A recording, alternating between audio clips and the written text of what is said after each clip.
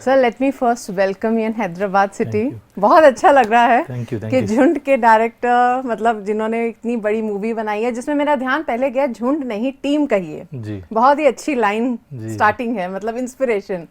सो कैसे मतलब ये नाम, पहले इस पे थोड़ा बातचीत कर लें झुंड के ऊपर। जब मैं लिख रहा था और जब मेरे पास ये कंसेप्ट आई थी और मुझे मैं फिल्म बनाने के बारे में सोच रहा था, तो ये एक रियल लाइफ से इंस्पायर्ड एक कहानी है। तो मैं वो कहानी समझ रहा था और मैं सोच रहा था कि मैं कैसे लिखी जाए ये कहानी, मैं क्या इसके साथ क्या कर सकता हूँ, ये मुझे करनी चाहिए, मैं कर पाऊँगा, ये सब सवाल मेरे दिमाग में थे तब। तो जब मैं लिखना शुरू किया तो मुझे लगा कि ये कहानी एक कहते हैं ना कि एक फुटबॉल की कहानी सिर्फ है नहीं, ये टीचर और स्टूडेंट्स वाली सिर्फ उतनी भी कहानी है नहीं। तो मैं लिखते लिखते सोच रहा था, और ये जो डायलॉग है झुंड नहीं टीम का, ये तो लिखते लिखते डायलॉग ही, फिल्म का डायलॉग ही मैंने लिख दिया। और मुझे तब लगा कि शायद इस फिल्म का नाम झुंड हो सकता है। क्योंकि झुंड बस पूरी कहानी को बहुत अच्छे से क्या कहते हैं ना आप, उसे शीर्षक जो है तो सबसे बेहतर मुझे झुंड ही लगा। झुंड कभी हम सोचते तो वही होता है कि भैया क्राउड में लोग आ जा रहे हैं, करेक्ट, क्राउड और जरा नेगेटिव भी चीज होती है। हाँ। तो वो सब अगर ये आ रही है बात तो साइड टाइटल सही है फिर। नहीं, पर ये कैसे आया आपके दिमाग में? बहुत सारे अभी कॉन्सेप्ट्स आ रहे हैं, बायोपिक का एक एरा चल पड़ा है जहाँ पे हम काफ़ी जिन चीज़ों के हमें बारे में पता नहीं था, स्पोर्ट्स ओरिएंटेड हो या ह्यूमन ओरिएंटेड हो, कैसे ये एकदम क्लिक किया इस टाइम पे जब बायोपिक का दौर काफ़ी चल रहा है, lot of competition if we talk about this. हाँ, लेकिन ये जब कहानी आई, ये लगभग 4.5-5 साल पहले मेरे पास ये फिल्म की कंसेप्ट आई थी, तो तब मैंने लिखना शुरू किया था। और बच्चन सर इसमें काम कर सकते हैं, हम उनको पूछ सकते हैं, ऐसा हमारे प्रोड्यूसर्स ने मेरे को ये कहा। तो मैंने जब ये लिखा, सर को जाके पूछा, तो उनको भी अच्छा लगा। तो ये बायोपिक या इंस्पायर्ड कहानी है, लेकिन फिर भी ट्रू बेस्ड स्टोरी, बिल्कुल बिल्कुल, हाँ। ओके। तो लेकिन फिर भी अपने आप में इसका बहुत ज़्यादा एक मज़ा है, और ये कहानी अपने आप में एक परिपूर्ण कहानी है। तो आपको कितने इनिशिएटिव्स लेने पड़े सर जब आप एक मूवी एक बड़े स्टार के लिए प्रेजेंट करते हैं, specially when it's called Amitabh Bachchan sir? You don't expect, जल्दी नहीं एक्सेप्ट कर लेते कोई भी स्क्रिप्ट। तो जब आप उनके लिए लिख रहे होंगे तो कुछ तो माइंड में आपने पॉइंट्स रखे होंगे कि यार ये सब डालना पड़ेगा, तो कन्विंस करना थोड़ा इजी हो जाएगा। ऐसे नहीं कि एक पैकेज बना और ऐसे नहीं किया। और सर को शायद मेरा पहला काम अच्छा लगा था, सैराट उन्होंने देखी थी, और हमने जाके ये बात जब रखी कि मैं ऐसे ऐसे सोच रहा हूँ, तो उन्होंने कहा कि लिख के मुझे दिखाओ। तो मैंने पूरा एक रफ स्क्रीन प्ले लिखा और सर को जाके सुनाया, तो सर को अच्छा लगा और सर ने हाँ बोल दिया। तो जब हाँ बोला तो उसके बाद क्या रिएक्शन था? मतलब अब शूट करना है। ये किसी भी इंसान के लिए बहुत खुशी की बात है। और मैं तो बच्चन सर का बचपन से फैन रहा हूँ, तो मेरे लिए तो ये बहुत बड़ी बात थी। और जब हाँ सर ने कहा तो फिर बाकी प्रोसेस शुरू हुई, और शूटिंग जब हुई तो वो तो फिर अलग ही एक कहते हैं ना ये अनुभव था। आई नो, बट ये हमेशा पॉजिटिव ही हम बात करते हैं जब भी हम फिल्मों की बात करते हैं। अगर हम नेगेटिव साइड, क्या तकलीफें झेलनी पड़ी on the field when you working with the star, और यू नो बहुत सारी प्रॉब्लम्स भी होती हैं, वो कोई डिस्कस नहीं करता। बस हमने मूवी देखी, अच्छी है तो अच्छी बोल दी, बुरी है तो बुरी बोल दी। But as a person who is fully involved in the movie, तो आप क्या शेयर करना चाहेंगे? क्या पर्सनल दिक्कतें थी मतलब इस मूवी को बनाने में? फिल्म मेकिंग का प्रोसेस कहिए या अभी हम जो काम कर रही है, ये कोई आसानी से होने वाली बात नहीं है। आप अगर एक इंटरव्यू में काम कर रहे हैं तो बहुत सारी दिक्कतें आएंगी, कैमरा, ये वो तो प्रोडक्शन में चला रहता है। वो तो चीज़ें रहती हैं। फिर कैरेक्टर को अगर जिस तरीके से हमने कास्टिंग किया है उसमें बहुत सारा कहते हैं कि बहुत सारा वक्त जाता है, बच्चों को डिले हो जाते हैं। फिर हमारा एक दफ़ा सेट जहाँ हमने बनाया था पुणे में, वो हमको निकालना पड़ा, फिर दूसरी जगह जाना पड़ा, तो वो भी दिक्कत आई, उसके कारण भी थोड़ा डिले हुआ। लेकिन कहते हैं ना कि अंत भला तो सब भला जिसे कहते हैं, तो मुझे लगता है कि तकलीफें तो आती हैं, आएंगी ही। ऐसा नहीं होगा कि काम आपका आसानी से सब कुछ होगा। लेकिन अच्छी बात क्या है कि आप अगर चलते रहे तो कभी ना कभी आपको जो आपके मन की फिल्म है वो बनाने का मौका मिलता है। और मैं आज बहुत खुश हूँ कि 4-5 साल जो भी डिले हुआ, जो भी तकलीफ़ें आई, जो भी कठिनाइयाँ हमने फेस की, लेकिन एक अच्छी फिल्म बनी है और सबको अच्छी लग रही है, धनुष जी से लेके आमिर सर से हाँ, लेके मेरा पहला अगला प्रश्न यही था। जी, और कल अनुराग कश्यप जी ने देखी, बहुत बाकी ओम राउत जो है हमारे, काफी सेलिब्रिटीज और बहुत काफी बड़े दिग्गज लोग मतलब इस फिल्म को बहुत अप्रिशिएट कर रहे हैं। सबने मेरे दोस्तों ने, सबने बहुत अप्रिशिएट किया। तो बहुत खुश हूँ मैं कि कहते हैं ना कि लंबे समय तक हमने इस फिल्म को लेके कष्ट उठाया, पेशेंस रखा, लेकिन फाइनली बहुत खुश हैं हम सब। और अब देखा जाए तो बिग स्क्रीन में आ रही है, मतलब थिएटर्स पे आएगी काफी टाइम बाद, जब हम लोग मतलब हमें एक आदत पड़ गई थी अपने घर पे देखने की, ओटीटी प्लेटफॉर्म ने हमें एक आदत बना दी थी। अब उस टाइम से आके अब एकदम लोगों को स्क्रीन में लाना, तो आई थिंक ये मूवी आपको लग रही है कि हाँ अब टाइम आ गया है कि अब लोगों को सिनेमा में आना चाहिए। मुझे देखिए, मतलब लोगों को पसंद आता है तो लोग आते हैं सिनेमाघरों में। अगर कंटेंट पसंद आता है, ट्रेलर टीजर, अगर जैसे कहते हैं ना कि माउथ पब्लिसिटी होती है और बात सुनते हैं, जैसे कि मैं इधर आया तो आप सब लोगों ने शायद कल फिल्म देखी तो आपको सबको अच्छी लगी है। अगर जेन्युइनली अच्छी लगती है तो जेन्युइनली लोग बोलते हैं, और आप बुरा काम करके बहुत सारी पब्लिसिटी करके फिल्म नहीं पहुंचा पाओगे। तो मुझे लगता है काम कि बोलता है। काम अगर अच्छा है तो वो आगे बढ़ेगा, और लोग भी एक जेन्युइन एक अच्छी फिल्म देखना चाहते हैं, और अगर अच्छी है, लोगों को पसंद आती है तो सिनेमाघरों में भी लोग आएंगे। अब तो एक दौर चल पड़ा है सर कि मतलब बॉलीवुड की मूवी कंपलसरी तेलुगु में भी आ रही हैं, और तेलुगु की मूवी हिंदी में आ रही है। अब ये बहुत डिफरेंट दौर चल पड़ा है। तो इस दौर में आप नहीं दिख रहे हमें, मतलब ये मूवी तेलुगु में भी हम देख पाए। हमें करना था, लेकिन ये कोविड के कारण पता नहीं चल रहा था कि कब क्या होगा, नहीं होगा। और ये मेकिंग में हमने ये प्लान नहीं बनाया था कि ये मल्टीलिंगुअल करेंगे, लेकिन बाद में सोच रहे थे। लेकिन बार बार ये थ्रेट था कि फिर से कोरोना का कुछ शुरू हो जाएगा, फिर से ये हो जाएगा। और लेकिन जब फाइनली अभी थिएटर्स खुले, और अभी तो 100% कैपेसिटी के साथ भी थिएटर्स बहुत जगह शुरू हो गए हैं। तो हमने एक कहते हैं ना कि शॉर्ट नोटिस पे जल्दी से हमने ये कर दिया। लेकिन अभी अगली बार फिल्म करूंगा तो पक्का मैं। बट इसको भी अभी भी आफ्टर रिलीज हिंदी में आने के बाद तेलुगु में अगर आपको ऑप्शन मिले तो आप जाना चाहेंगे कि मतलब इसको हम डबिंग में या मतलब फिर से जहाँ जाए फिल्म सबको अच्छा लगेगा। हम मतलब कौन नहीं चाहेगा कि और आफ्टर दैट ओटीटी में रहेगी मूवी, ओटीटी पे तो आ ही जाएगी। और सर देखा जाए तो आपका बैकग्राउंड और आपकी काफी कनेक्शन है हैदराबाद से, जो हम जानना चाहते हैं। बहुत लोगों को शायद पता नहीं हो, तो मैं जानना चाहूंगी आपका कनेक्शन कैसे है हैदराबाद से। देखिए, कैसे कनेक्ट होते हैं आप? कनेक्ट मतलब एक तो मेरी लैंग्वेज जो है, जो मेरी खुद की लैंग्वेज है, मेरी माँ बाप की जो भाषा है वो तेलुगु ही है, थोड़ी सी अलग है। जैसे कहते हैं ना अपभ्रंश टाइप की, मतलब अगर शहरों की और गांव की जैसी होगी, या जैसे आप शुद्ध एकदम प्रमाणित भाषा जैसे कहेंगे और थोड़ी सी अशुद्ध भाषा कहेंगे, वैसा कुछ है। क्योंकि मैं अभी यहाँ सब आप लोगों को बातें करते हुए सुन रहा हूँ तो मुझे समझ आ रहा है कुछ चीज़ें। मुझे बोलना नहीं होता है एक्चुअली, घर में भी मैं नहीं बोलता था। मेरी माँ बोल लेती है मेरी जो लैंग्वेज है, मेरा एक दूसरा भाई है वो भी बोल लेता है, लेकिन मैं बोला नहीं। और पहले वो शर्म भी आती थी कि यार क्या बोल रहे हैं हम मराठी लोगों में तेलुगु। तब पता नहीं था कि तेलुगु इतनी बड़ी लैंग्वेज है, जब छोटा था। लेकिन तब शर्मा के लोग बोलते क्या घिटपिट बात कर रहे हो तुम लोग, तो वो कहते ना उसका एक कॉम्प्लेक्स था। बट आप जल्दी मतलब दूसरे शहर में शिफ्ट हो गए थे या born and brought up Bombay में हुए? नहीं, मैं गांव और में। आपकी जो मतलब फैमिली साउथ से नहीं, थी? गांव में ही। शायद ये बहुत पीढ़ियों से उधर है ये लोग। अच्छा, ये पत्थर तोड़ने वाले लोग हैं, जैसे आप मजदूरी करने वाले लोग हैं, जिस फैमिली में मेरा जन्म हुआ। और मेरे दादा परदादा, उनके परदादा पता नहीं कहाँ से कहाँ है, क्योंकि लैंग्वेज तेलुगु है। और वडार नाम की जमात है जो महाराष्ट्र में है, जिनकी लैंग्वेज तेलुगु है। और भी कुछ जातियां हैं जो तेलुगु बोलते हैं, तो थोड़ी सी अलग है। जैसे यहाँ आप अगर पेड़ को चट्टू कहेंगे तो हम शट्टू कहेंगे। I know. आप इधर रा बोलते हैं तो ये दा बोलते हैं। I know. तो थोड़ा सा आप मराठी और तेलुगु में अपना रिमिक्स बना रहे हैं, ट्राई कर रहे हैं। तो नेक्स्ट मतलब हो सकता है कि आप तेलुगु में काफी इन्वॉल्व हो जाएं और मतलब भाषा को जल्दी ग्रैब करें। मैं इधर रहा अगर तो शायद 2-4 महीने में सीख जाऊंगा। अगर इधर कंटिन्यूसली रहा दोस्तों के साथ तो सीख जाऊंगा। और मुझे सीखनी है लैंग्वेज, तो मतलब मेरी खुद की लैंग्वेज है और मैं मुझे अभी बुरा लगता है, पहले पता नहीं था। मैंने मतलब तेलुगु के बारे में पहली बार मुझे प्राइड तब हुआ जब मैंने सदमा टीवी पे देखी थी, और वो तेलुगु में थी। पहले देर रात वाली फिल्म चलती थी जो 11 बजे की न्यूज़ आती है, उसके बाद फिल्म शुरू होती थी।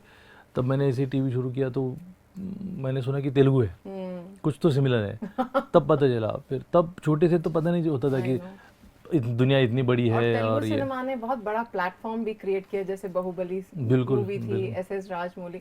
सो कहाँ देखते हैं आप तेलुगु मूवीज को? आई मीन अभी जब बाहुबली है उसके बाद क्या दिमाग में चला, कुछ हुआ कि नहीं यार? अब देखिए हम मतलब थिएटर में देखता हूँ ज़्यादातर, और ओटीटी पे में देखते हैं फिल्म। अभी तो बहुत आसानी से आप देख सकते हैं, पहले देख नहीं पाते तो थे। आपकी फेवरेट फिल्म्स कौन सी हैं तेलुगु की लेटेस्ट जो आपने देखी? मैंने बहुत सारा देखा नहीं, पुष्पा भी अच्छी तो लगी थी, बाहुबली अच्छी है। मैंने कहा ना, ईगांव मैंने देखी थी, और मगधीरा भी देखी थी। तेलुगु सिनेमा पे आपकी नजर रहती है? अच्छा, मतलब खास करके कुछ नजर रखने वाली बात ऐसा नहीं है, लेकिन देखते हैं। तमिल भी देखता हूँ, और जो अच्छी फिल्म है तो रेकमेंड करते हैं दोस्त एक दूसरे की, ये फिल्म देखो। जैसे मलयालम भी फिल्म देखी है, तेलुगु तमिल भी देखी है, बंगाली भी देखी है। तो अभी नेक्स्ट कुछ है आपके दिमाग में कि मुझे एक तेलुगु मूवी बनानी चाहिए, इन्वॉल्व होना चाहिए, और कोई एक्टर हो जिनका काम आपको पसंद हो और आप काम करना चाहेंगे उनके साथ, नचवाना चाहेंगे?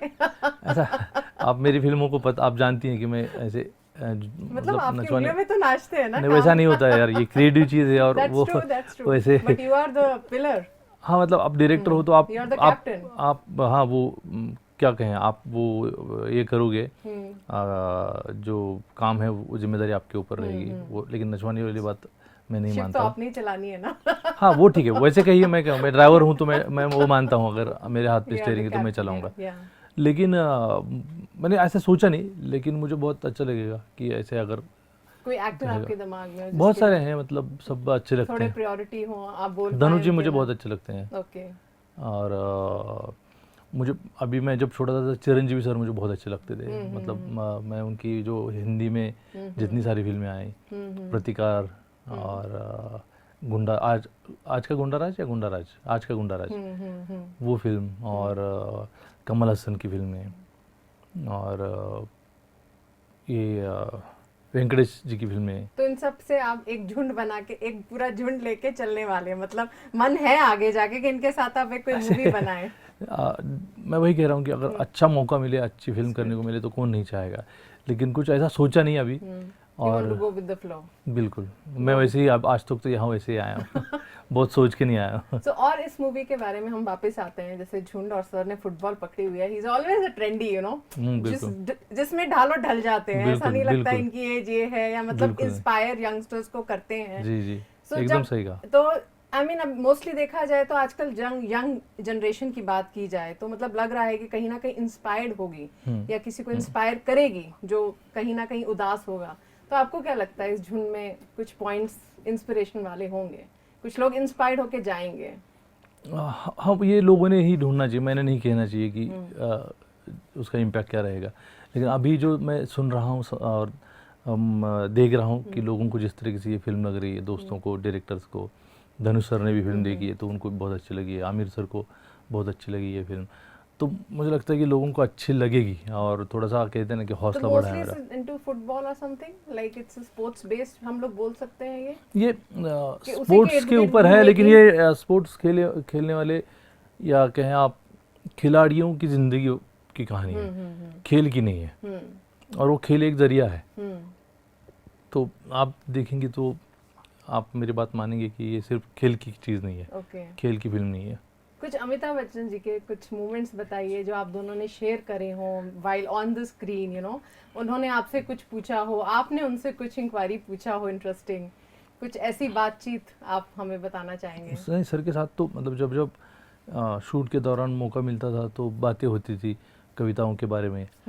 उनका इतना बड़ा एक्सपीरियंस है तो हमको क्यूरियोसिटी होती है, तो कोई बात उनसे पूछते थे शूटिंग की, और ये सर ये कैसे होता था, ये क्यों हुआ था, या कभी कोई बात चल रही तो सर कुछ अनुभव बताते थे। तो वो मतलब वो मेरे लिए बहुत ही क्या कहें, बहुत अमूल्य ऐसी बात है, और वो यादगार बात है। और कविताओं के बारे में बात होती थी, फिल्मों के बारे में, खेल टेक्नोलॉजी जो आती है, शूटिंग की टेक्नोलॉजी जो भी दुनिया में चल रही है, और सर बहुत अपडेट हैं और सब very much update, social media के डॉन है ये, बिल्कुल। वहाँ भी नहीं छोड़ा है उन्होंने, इज वेरी एक्टिव। नहीं बिल्कुल, इतनी एनर्जी मतलब हमें नहीं है, मुझे नहीं है, हम थक जाएंगे। एग्जैक्टली। लेकिन वो इतने उत्साह से इतना ये वो भी प्रेरित करने वाली बात है। तो आपने उनसे पूछा था आपकी जोशीले का क्या राज है, इनका रूटीन या समथिंग आप शेयर करना चाहें जो आपने पर्सनली ऑब्जर्व किया हो उन्हें? नहीं, ये तो मतलब वो राज की बात तो मतलब मान लो कि जो भी है, लेकिन आपको इंस्पायर करती है ये बात। और मतलब इस उम्र में इतना सारा काम करके भी उस काम के प्रति इतना फिर भी नए तरीके से उसको देख के उसके प्रति उत्साह रख के काम करना, और ये कभी कभी मुझे लगता है कि यार मतलब बहुत कर लिया टाइप कि अभी हम उतना ध्यान से नहीं करते, या उतना करने की इच्छा शायद हमको नहीं रहती, कभी कभी हम ढीले ढाले हो जाते हैं। तो सर को देख के वो सीखा मैं कि काम करना, या वो बहुत सारा लिखते भी हैं जब इंस्टा पे, तब उनसे ये भी सीखने को या उनकी सोच समझने को मिलती है कि काम करना और उतनी लगन से प्यार से करते रहना बहुत ज़रूरी है। तो वो बगैर मतलब उनसे सीखने वाली बातें तो बहुत है। और चाइल्डहुड मेमोरीज हैं आपकी कोई हैदराबाद की? आज जब आप आ रहे थे तो कोई सड़क या किनारा याद आया, हमने बचपन में ऐसा कुछ किया था, या पहले कभी आप हैदराबाद में मैं कभी आया नहीं था। मैं पहली बार आया था, मेरे को मेरी जो शॉर्ट फिल्म है पिस्तौल है, उसको हैदराबाद में अवार्ड मिल गया था। तो पहला हैदराबाद की एक याद है, जो मैं फ्लाइट में बैठा था तो पहली बार हैदराबाद पुणे हैदराबाद ट्रैवल किया था। तो एरोप्लेन में बैठने का अनुभव ही मेरा हैदराबाद से जुड़ा है। तो पहली बार यहाँ आया था, और यहाँ एक फेस्टिवल हुआ था, वहाँ मुझे बेस्ट फिल्म का अवार्ड मिला था। उस फिल्म फेस्टिवल का नाम मैं भूल गया, हैदराबाद फिल्म फेस्टिवल कुछ था। तो मुझे बहुत अच्छा लगा था। और हैदराबाद जैसे मैंने कहा कि उसके पहले भी आया था मैं हैदराबाद एक्चुअली। अब याद आ रहा है? अभी याद आ रहा है, मैं बचपन, हाँ मैं ट्रिप पे आया था। वही याद चाहिए मुझे, कुछ याद है? क्योंकि हम ये गोलकोंडा गए थे, सालारजंग म्यूजियम गए थे। तो याद तो आपको काफी कुछ है। हाँ, अभी मैं भूल गया था एक्चुअली, आपने याद दिलाया, क्योंकि ये जो एरोप्लेन की याद है, ये मेरी दूसरी विजिट है। तो पहले मैं 7वीं कक्षा में था, 7वीं 8वीं में था शायद, तब आया था। हमारे स्कूल की ट्रिप आई थी, मेरे दोस्तों के साथ, सबके साथ आया था। और यहाँ से हम गोवा और फिर घूम के महाराष्ट्र ऐसे गए थे। तो वो बात याद है, सालारजंग म्यूजियम देखा था।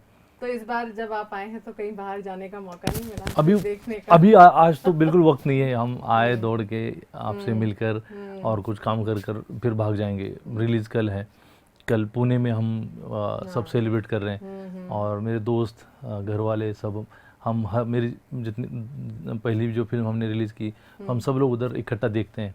और मेरे गांव से मेरे जितने भी सब दोस्त हैं, तो एक माहौल होता है हमारा, और तो वो मैं जाके अटेंड करना चाहता हूँ। पर आपके ज़िंदगी का एक फंडा क्या है? हर इंसान की ना एक सीक्रेट चीज़ होती है जो उसे कीप गोइंग करती है, आपकी क्या है?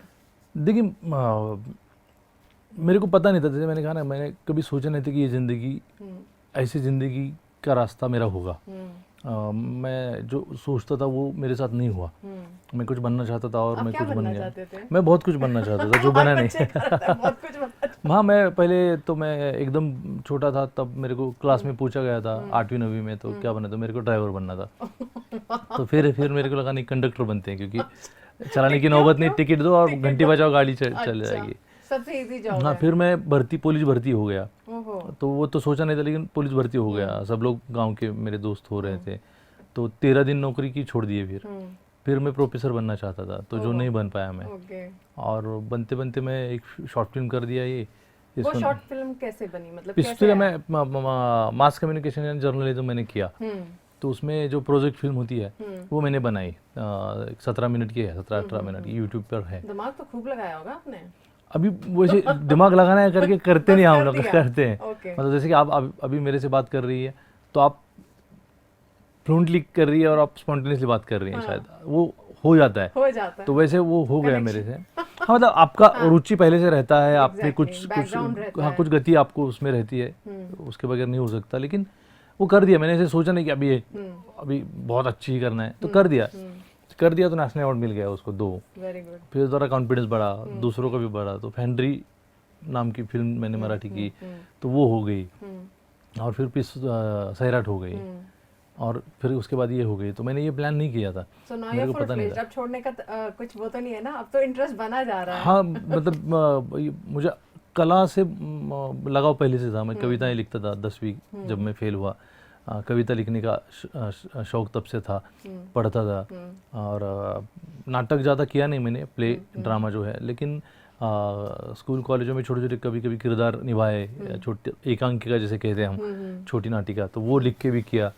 तो ये रुझान था मेरा कलाओं के प्रति। मैं अपना रंगोली मैं रंगोली भी करता था जब छोटा था। तो पेंटिंग जैसे कहते हैं, लेकिन आर्टिस्ट माइंड हाँ है मतलब आपका। ये जो पोस्टर है मैं बनाता था। मैं पेंटिंग सीखा नहीं, तो इसमें लेकिन अभी काफी इन्वॉल्वमेंट रहा होगा आपका, मतलब पोस्टर नहीं मेकिंग में। हाँ, ये फोटोज इसमें है, अपना होता है ये सब, लेकिन मैं Involvement. उस टाइम मैं फोटो जो पोस्टर्स आते थे वो देख के मैं ये करता था, पेंटिंग करता था।